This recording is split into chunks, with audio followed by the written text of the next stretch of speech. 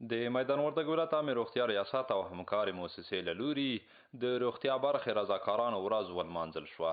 په یاده غونډه کې د دغه ریاست مسؤلینو وویل رضاکاران په روغتیایي برخه کې د پام وړ لاسته راوړنې لري او ویې ویل دوی د عامې روغتیا ولس ترمنځ د پل حیثیت لري.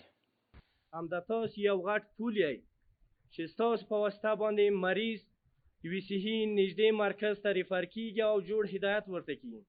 همدغه تاسو یئ چې د واکسین اهمیت بلکې د صحي ټول مسیجونه د یوه صحي کلینیک تعریف همدا تاسو یئ چې خلکو ته یې کوئ.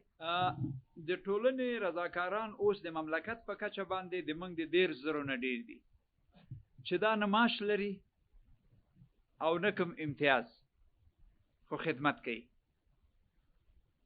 د موږ او تاسې په ولایت کې دا ډول رضاکاران 309 جوړې دي.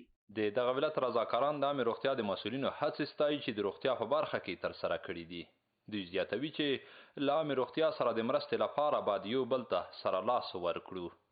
خلک د دې ساتنه او پالنه نسی کوي، باید په دې باندې وسی چې خلک ورته مونږ او تاسې ورته چنده وایو او مونږ او تاسې ورته راټولول د پیسو وایو چې دا خپل کار مخته بوزو. خلکو او د صحت تر مابین اولین پولیو چې موږ د خپلو خلکو ته به خدمات وړاندې کوو، د خپلو خلکو د ولس غږ به تاسو ته رسوو. د ویلو ده چې په یاده غونډه کې د ایډز نړیواله ورځ هم ولمانځل شوه. ویناوالو د ایډز مخنیوي او خپرېدو لارو چارو په اړه ګډونوالو ته لارښوونې وکړې.